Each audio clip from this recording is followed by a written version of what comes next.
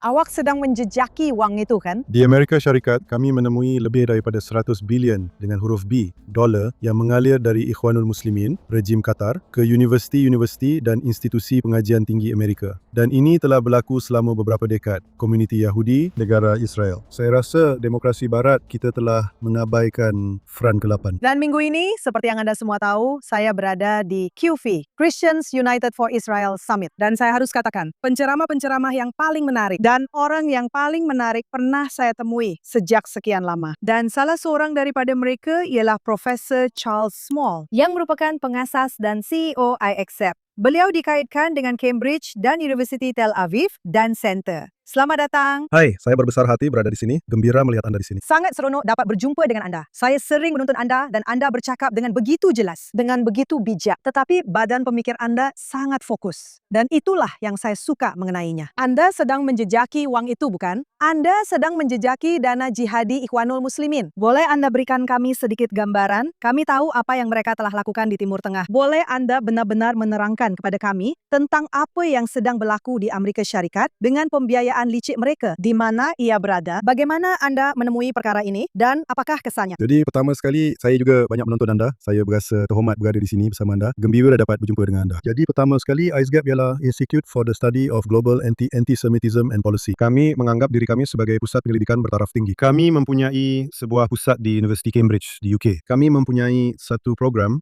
latihan pasca doktoral di Cambridge, Sorbonne, dan INSS di Tel Aviv. Dan sekarang kami sedang membuka satu program di Pusat Mordechai Dayan, dan kami akan membuka satu program di Amerika Syarikat tidak lama lagi, kami harap. Jadi kami mempunyai pelbagai program akademik. Kami menjalankan program latihan di University Oxford, di mana kami melatih para sarjana, profesor dari seluruh dunia dan membantu mereka mencipta kursus mengenai antisemitisme kontemporari. Kami juga mempunyai pelbagai projek penyelidikan. Satu dipanggil Jewish Consciousness, mewujudkan keupayaan untuk fakulti dan pelajar mentakrifkan diri mereka sendiri.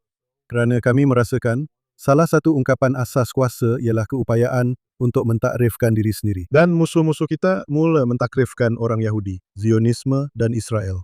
Jadi, kita kembali kepada akar kebijaksanaan kita. Projek lain yang anda sebutkan dipanggil Follow the Money. Dan itu telah berlangsung sejak tahun 2012.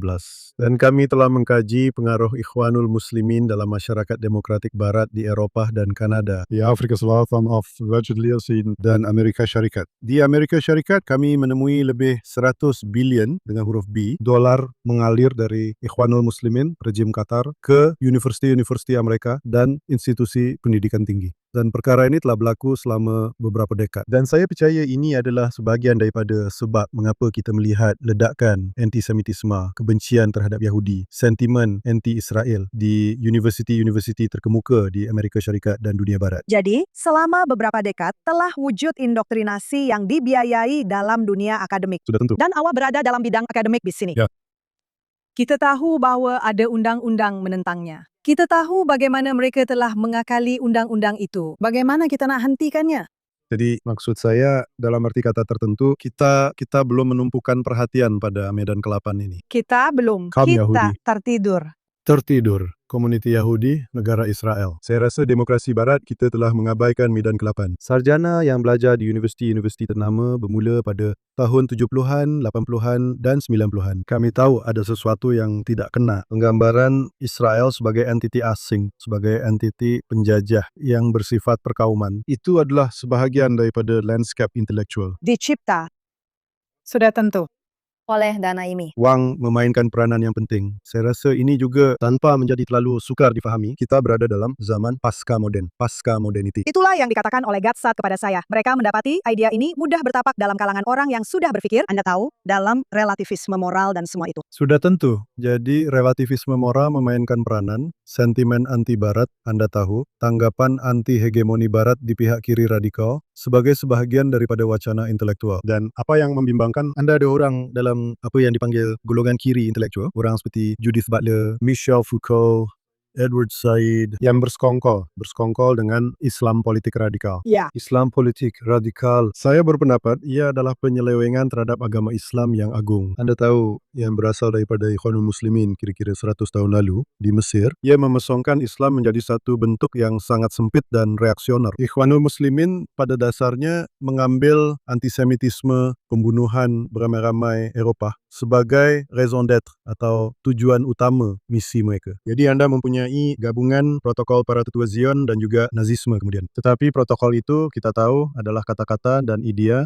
yang membawa kepada Shoah, yang membawa kepada Holocaust. Beberapa idea Holocaust yang membawa kepada Holocaust yaitu antisemitisme, perkauman menariknya, juga berasal dari universiti yang terbaik, jabatan biologi, eugenik, sains sosial, teologi. Kita kembali kepada teori Nazi. Ya, jadi Ikhwanul Muslimin yang dipengaruhi sebahagiannya oleh Nazisme, fasisme, dan protokol-protokol, matlamat mereka bukan sahaja untuk memusnahkan Israel, tetapi juga untuk memusnahkan bangsa Yahudi. Ya, jika anda lihat pada piagam Hamas, iaitu cabang Palestin bagi Ikhwanul Muslimin, mereka pada dasarnya meniru protokol para tetua Zion sebagai perjanjian mereka dengan Tuhan. Dan Yusuf Al-Qaradawi, ketua rohani Ikhwanul Muslimin, yang saya rasa telah mempalestinkan Islam dalam erti tertentu. Anda tahu, sentiasa berhujah sepanjang hidupnya bahawa orang yang benar-benar beriman, Muslim sejati, wajib meneruskan kerja Hitler. Ini adalah elemen teras Ikhwanul Muslimin. Namun begitu, Arab Saudi sebelum 9/11 dan kini Qatar, negara-negara yang bersekongkol dengan Ikhwanul Muslimin dan mempromosikan ideologi ini, telah membiayai pendidikan liberal, universiti-universiti terbaik kita, media utama selama beberapa dekad. Mereka mahu merombak masyarakat dari dalam. Adakah matlamat utama adalah tamadun barat dan orang Yahudi hanya menjadi penghalang? Jadi Pakatan Merah Hijau, anda ada golongan kiri radikal yang cuba membebaskan mereka yang pernah dijajah, dan golongan Islamis mahu memusnahkan sebarang sisa pengaruh Eropah, Kristian dan Yahudi di rantau itu. Jadi ada Pakatan Merah Hijau ini. Dan matlamat Ikhwanul Muslimin adalah untuk menjauhkan Israel. Dan ini adalah objektif mereka yang dinyatakan sejak 50 tahun lalu, untuk menjauhkan Israel daripada Amerika Syarikat dan Barat supaya ia menjadi lemah dan terasing. Dan 50 tahun lalu, Ikhwanul Muslimin menyatakan bahawa apabila Israel, anda tahu, telah dipinggirkan dan dilemahkan untuk menggunakan sentimen anti-Yahudi bagi melemahkan dan memusnahkan Amerika Syarikat dan Barat. Jadi mulakan dengan syaitan kecil dan kemudian beralih kepada syaitan besar. Dan peranan mereka adalah untuk memusnahkan demokrasi dan menggantikannya dengan pandangan Islam yang menyimpang. Tetapi kita tidak hanya melihat perkara ini di dunia akademik. Kita juga melihat perkara ini sekarang dalam politik Amerika, bukan? Sudah tentu. Jadi orang seperti Mandani yang anda tahu, yang merupakan Dia sejenis ialah produk Islamisme dan Marxisme. Ya. Jika kedua-duanya pernah mempunyai anak, itulah dia. Ya, dia adalah lambang Pakatan Merah Hijau. Sophisticated, biak, committed, Pita. petah, generasi kedua gergasi intelektual dan budaya. Ibunya seorang pembikin film terkenal, bapaknya seorang profesor di Columbia. Dan dia, anda tahu, walaupun lahir di Afrika, dia adalah generasi kedua yang dipengaruhi oleh Ikhwanul Muslimin. Anda tahu hasil terbaik daripada institusi budaya kita. Dan dia sedang berusaha untuk menjauhkan Israel dari Amerika Syarikat. Dia juga mendorong agenda antisemit yang berbahaya. Dan dia juga cuba untuk melemahkan negara-negara demokratik. Dan sekarang, ia bukan lagi tentang dia. Ia kini menjadi satu gerakan bersama, Democratic Socialists of America. Kita dapat lihat ia muncul di mana-mana. Adakah mereka akan menghancurkan Parti Demokratik? Saya rasa Parti Demokratik berada di persimpangan. Saya rasa mereka sedang menghadapi krisis. Golongan kiri radikal sedang menyerang golongan tengah. Jadi saya rasa kita telah membuat 5 bahagian. 5 jilid buku yang dipanggil Global Anti-Semitism, The Crisis of Modernity. Dan dalam krisis ini, dalam krisis ekonomi, budaya, dan politik ini, golongan ekstremis sedang menyerang arus tengah demokratik. Jadi anda ada golongan kiri radikal, kanan radikal, yang juga sedang bangkit. Dan Islam radikal sedang menyerang institusi demokratik dalam masyarakat kita. Dan ya, memang ini adalah saat yang berbahaya.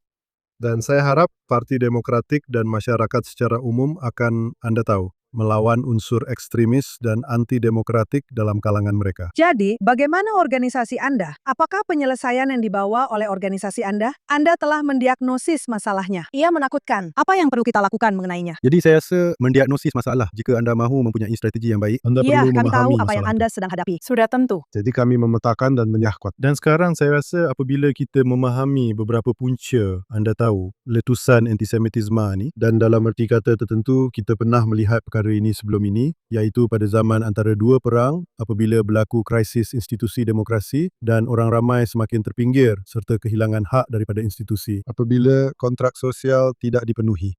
Ada orang yang takut dan mudah terpengaruh dengan gerakan sosial ekstremis. Mereka sentiasa mengisi kekosongan itu. Jadi kita pernah melalui keadaan ini sebelum ini. Dan saya rasa apabila kita memahami beberapa puncanya, orang yang mengambil berat tentang demokrasi, organisasi komuniti Yahudi, saya rasa pihak keselamatan di Eropah dan Amerika Utara benar-benar perlu meningkatkan usaha dan mengambil pendirian menentang gerakan sosial anti-demokrasi ini. Anda mempunyai sebuah pusat di University Cambridge. Bagaimana keadaan di sana? Keadaan baik, seperti yang anda boleh bayangkan dalam bidang akademik, saya rasa kami berada di barisan hadapan dalam peperangan menentang demokrasi, peperangan terhadap orang Yahudi di peringkat intelektual. Jadi institusi-institusi ini telah disusupi selama beberapa dekad oleh entiti, pembiayaan, dan individu yang anti-demokrasi serta anti-semit. Tetapi saya rasa masih ada kelompok-kelompok yang menentang. Dan saya rasa orang yang mengambil berat tentang prinsip-prinsip demokrasi adalah sekutu yang baik. Dan kami mempunyai sekutu yang sangat baik di Cambridge. Dan saya rasa ada sekutu di universiti-universiti lain. Dan saya rasa apabila orang ramai memahami ancaman yang dibawa oleh Ikhwanul Muslimin dan pembiayaan asing terhadap pendidikan liberal mereka yang merupakan asas kepada sebuah demokrasi, saya rasa semakin ramai orang mula sedar tentang kerja kami dan menyokong kami. Jadi kami mempunyai rakan dan rakan kongsi yang baik di Cambridge. Tapi awak sedang berdepan dengan pendanaan itu kan? Awak sedang melawan jentera yang sangat teratur, yang membiayai jawatan profesor dan jabatan. Macam mana awak hadapi itu? Ya, kedengaran seperti klise, tapi saya rasa kita melawannya dengan kebenaran. Dan saya rasa apabila orang faham kebenaran, apabila orang faham bahawa Qatar, sebuah negara dengan kurang daripada 350,000 warga negara, sebuah negara yang kecil, memberi lebih banyak wang daripada mana-mana negara lain di dunia kepada universiti-universiti Eropah dan Amerika Utara. Jadi, kenapa mereka melakukan ini? Dan saya rasa apa yang kita perlu faham dan apa yang lebih ramai orang sedar ialah rejim di Qatar mempunyai bai'ah. Dalam Islam, bai'ah ialah sumpah kerohanian kepada Ikhwanul Muslimin. Jadi, rejim itu mengikuti semua ketetapan agama, keputusan dan fatwa Ikhwanul Muslimin yang merangkumi bukan sahaja antisemitisme dan seruan untuk memusnahkan Israel, tetapi juga seruan untuk memusnahkan demokrasi. Ya. Dan saya rasa pada 8 Oktober, orang ramai terkejut apabila ahli fakulti muda yang progresif dan pelajar di universiti terbaik kita bukan sahaja menyokong Hamas, malah bersikap anti-Yahudi atau anti-Israel. Anda ada golongan muda yang mendakwa diri mereka progresif, lelaki, wanita, golongan gay, orang progresif, menyokong satu gerakan anti-intelektual, gerakan anti-demokrasi, gerakan seksis, gerakan homofobik dan satu gerakan genosid. Jadi saya rasa ini Anda tahu membimbangkan mereka. Ia seolah-olah mereka menerima arahan, lalu terus muncul di situ. Mayat-mayat rakyat Israel yang telah dibunuh itu pun belum sempat sejuk dan mereka sudah berada di situ. Seperti yang saya ingat, saya pernah ceritakan kisah ini sebelum ini. Saya pergi kira-kira 10 hari selepas 7 Oktober ke satu forum penerangan di Sekolah Kerja Sosial di Universiti Columbia. Universiti Columbia adalah salah satu universiti terbaik di dunia. Tenaga pengajar di sana, para profesor, pelajar kedoktoran adalah antara intelektual terbaik di dunia. Mereka amat menguasai literatur dalam bidang masing-masing. Mereka ini adalah intelektual yang serius. Dan para profesor serta pelajar kedoktoran ini berhujah bahawa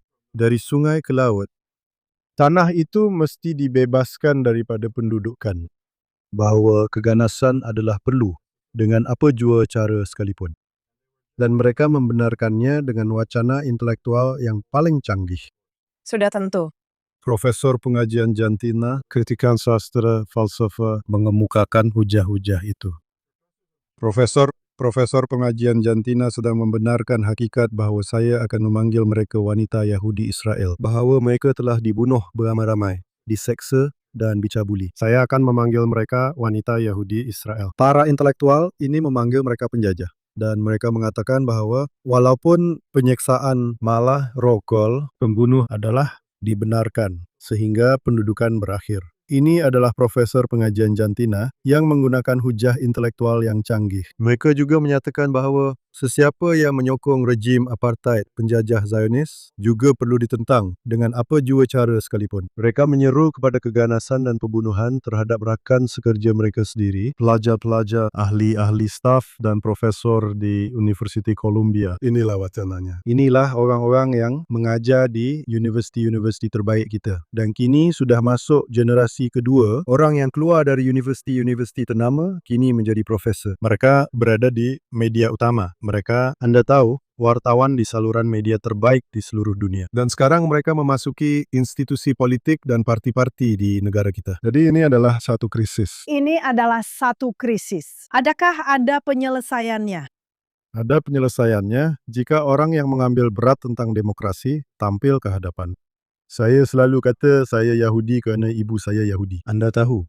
Dan saya sangat bangga kerana saya sebahagian daripada warisan dan kebijaksanaan yang menakjubkan ini. Tetapi untuk menjadi warga negara dalam sebuah demokrasi, kita mempunyai pilihan. Setiap generasi perlu menyemarakkan semula dan mempertahankan masyarakat demokratik kita. Dan diharapkan dapat mengembangkan budaya serta pemikiran demokrasi. Dan kita sedang diserang. Dan saya rasa jika negara Israel, jika komuniti Yahudi, jika pemimpin di dunia barat benar-benar tampil dan mempertahankan demokrasi, tiada apa yang kita tidak boleh lakukan. Dan saya rasa anda tahu, walaupun melihat Israel di 7 medan dalam perang kinetik sejak 7 Oktober, apa yang mereka capai adalah di luar imajinasi saya, betul? Ia memang luar biasa. Jika kita ambil kebijaksanaan praktikal yang sama, kreativiti, fokus dan tenaga untuk melawan medan ke-8, saya pasti kita boleh menang dengan mudah. Saya setuju. Dalam hati saya, sentiasa terasa bahawa kerajaan Israel tidak pernah mengambil front ke-8 dengan serius. Itu satu keangkuhan. Mereka tidak faham bahawa kita sedang berada dalam peperangan hybrid. Dan peperangan hybrid itu merangkumi unsur kinetik dan naratif. Dan saya sendiri tidak pasti sama ada kita sudah sampai ke tahap itu. Dari segi penyelesaian sebenar, strategi, hierarki dan cara yang sepatutnya. Tetapi apabila anda melihat apa yang sedang berlaku di UK, yang saya anggap sebagai satu pengajaran, anda berada di Cambridge. Itu adalah penyusupan yang sama saya rasa. Sehingga kan UA telah berkata, kami tidak akan memberikan beasiswa kepada anak-anak kami untuk pergi ke UK lagi. Katakanlah esok kita jumpa cara untuk memotong pembiayaan. Racun itu masih akan mengambil masa bertahun-tahun untuk hilang kan? Sudah tentu, kita sedang melawan idea. Kita sedang melawan ideologi. Jadi saya rasa ada strategi jangka pendek. Kita boleh berjuang dan melakukan pelbagai perkara di media dan media sosial.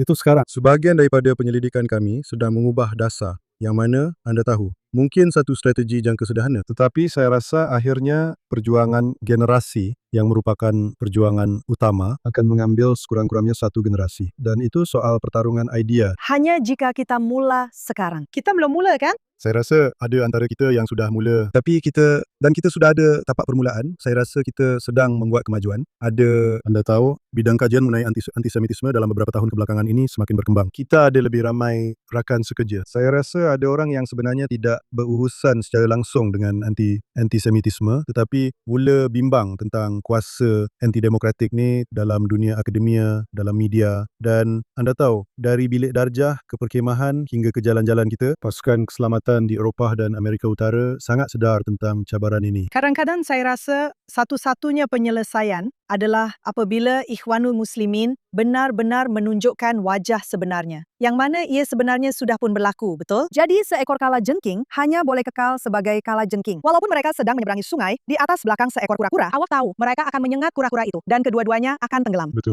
Kalau mereka lebih sabar sedikit, tak seorang pun antara kita akan sedar. Dan kemudian mereka benar-benar boleh mengambil alih. Tapi sekarang, ia sudah menunjukkan dirinya. Ya. Maksud saya, kita lihat di UK sekarang, ada reaksi balas dengan tokoh seperti Tommy Robinson dan Nigel Farage. Parti anti-immigration satu gelombang di Eropah untuk cuba mengubah dasar immigration kerana mereka membawa masuk orang yang sudah radikal atau lebih teruk lagi, mereka menjadi radikal di Eropah. Ya. Kerana sesetengah lelaki muda hanya datang untuk mencari kehidupan baru dan mereka menjadi radikal di Eropah. Adakah awak fikir mungkin satu-satunya penyelesaian ialah mereka bertindak seperti kalajengking sesuai dengan sifat sebenar mereka? Peribahasa Cina mengatakan Anda tidak boleh mengejutkan anjing yang pura-pura tidur. Saya rasa ramai antara kita sedang cuba atau pura-pura tidur. Saya rasa jika kita bangun dan menghadapi cabaran itu, saya pasti kita akan berjaya. Ikhwanul Muslimin itu berkuasa kerana mereka bebas bertindak tanpa dihukum. Tiada akibat atas apa yang mereka lakukan. Ya. Dan saya rasa anda tahu, orang ramai menggadaikan generasi akan datang kita, anda tahu, kewarganegaraan demokratik. Dan kita perlu mengambil pendirian. Universiti-universiti menerima wang. Anda tahu, di Universiti Cornell sebagai contoh, $10 bilion yang kami temui. Dan saya pasti ada lagi. Georgetown. $1 bilion. Texas A&M, $1.3 bilion. Senarai itu berterusan, anda tahu, sehingga $100 bilion. Mereka mengambil wang daripada entiti yang mahu memusnahkan demokrasi, daripada entiti yang mahu memusnahkan apa itu pendidikan liberal. Daripada Kebebasan perkara bersuara N, pun mereka terpaksa bercakap seperti ini. terdapat entiti yang mahu menundukkan pendidikan, iaitu entiti yang tidak membenarkan wanita pergi ke sekolah. Jadi, ia sangat mengejutkan. Institusi kita perlu ditegur kerana tidak mempertahankan masa depan kita. Apa yang membuatkan anda tidak boleh tidur?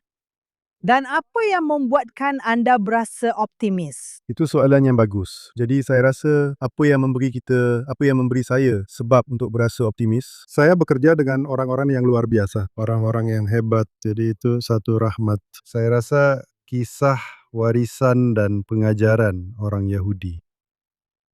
Kebijaksanaan, cara hidup kita, siapa kita. Kita mempunyai keupayaan untuk mengekalkan dan membangun serta menyesuaikan diri dan bertahan walaupun menghadapi cabaran. Jadi saya rasa apa yang telah diajarkan oleh nenek moyang kita, apa yang diajarkan oleh negara Israel kepada kita adalah sesuatu yang memberi kita harapan. Kita perlu memberi diri kita harapan. Saya rasa orang-orang yang menubuhkan negara Israel daripada abu Holocaust, daripada pelarian dari, anda tahu, negara-negara Timur Tengah, Afrika Utara, apa yang mereka lakukan untuk membina negara ini yang begitu dinamik dan menjadi kejayaan ekonomi, kejayaan teknologi, dan kejayaan demokrasi. Di barisan hadapan gerakan sosial anti-demokrasi ini, yang mempunyai budaya kematian yang kita lawan, ia sangat mengagumkan dan memberi saya harapan. Dan jika Israel boleh wujud pada tahun 2026 seperti mana keadaannya sekarang, saya rasa inilah pengajaran untuk sesiapa sahaja yang mengambil berat tentang masa depan demokrasi atau masa depan Yahudi. Amin. Saya juga ingin berkongsi optimisme anda. Bagi saya, optimisme juga adalah hakikat bahawa terdapat beberapa negara Arab yang telah melakukan yang terbaik dan berjaya dalam menyahradikalkan masyarakat mereka. Sudah tentu, kita memang saya rasa mempunyai sekutu yang baik yang memahami. Mungkin jauh lebih daripada apa yang kita di Barat faham.